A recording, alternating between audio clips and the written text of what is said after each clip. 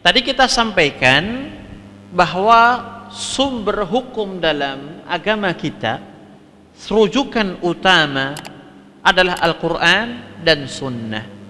Lantas bagaimana Ustadz dengan dua sumber hukum yang lain yang disampaikan oleh ahli ilmu? Di sana ada ijma namanya, ya, ijma dan qiyas, kan begitu? Baik, dalam hal ini tidak ada pertentangan sama sekali, tidak ada perbedaan dan perselisihan. Kenapa? Karena ijma' dan qiyas itu dibangun di atas Quran dan hadis Nabi. Sumber utamanya dua, kan begitu? Dari sinilah nanti keluar ijma', keluar qiyas.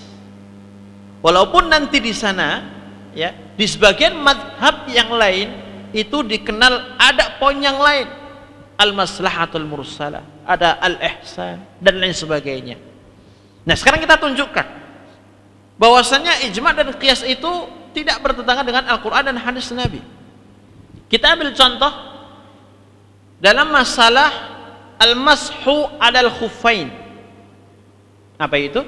Mengusap sepatu. Ketika seorang mengenakan sepatu, ya, di dalam berwudu tidak usah melepasnya, cukup mengusapnya.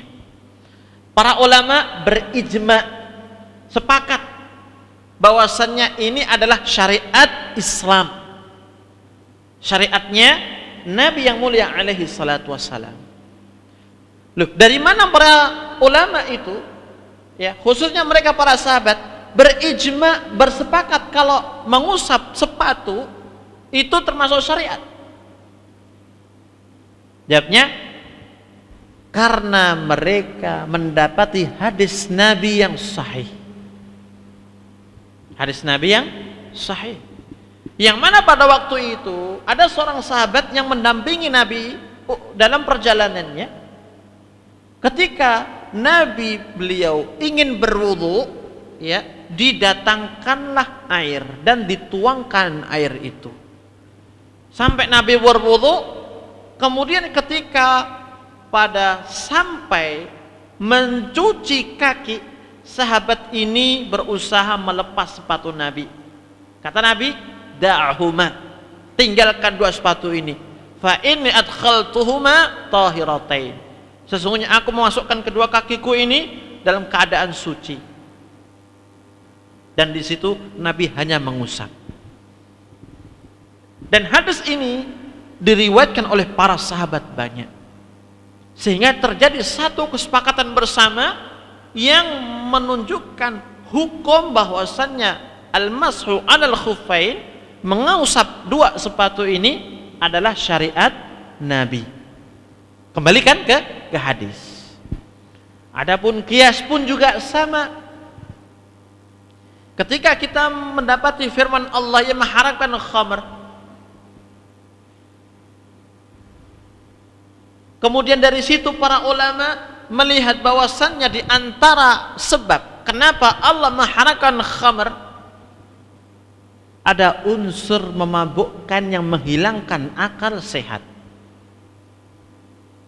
Agama Islam itu menjaga akal, memelihara akal. Ketika ada satu perkara yang merusak akal, maka itu diharamkan oleh Allah. Khamr Allah haramkan. Alasannya diantara ilahnya, kata para ulama, karena menghilangkan akal. Minum-minuman keras. Lantas bagaimana ada hukumnya dengan narkotika? Sabu-sabu dengan berbagai macam dan ragamnya, kan itu bukan khamr, ya tidak? Dia bukan minuman keras, tapi itu merupakan salah satu serbuk yang bisa menghilangkan akal sehat. Maka dari situlah para ulama melakukan qiyas, ya, mengkiaskan narkotika ini ke minuman keras. Dalam satu titik temu menghilangkan akal sehat. Ilah yang sama, sebab yang sama. Jadi, ya, qiyas itu pun juga dibangun di atas Al-Quran. Jadi intinya tidak ada pertentangan itu semuanya. Bahkan ijma dan qiyas itu dibangun di atas Al-Quran dan hadis Nabi yang sahih. Begitu ya.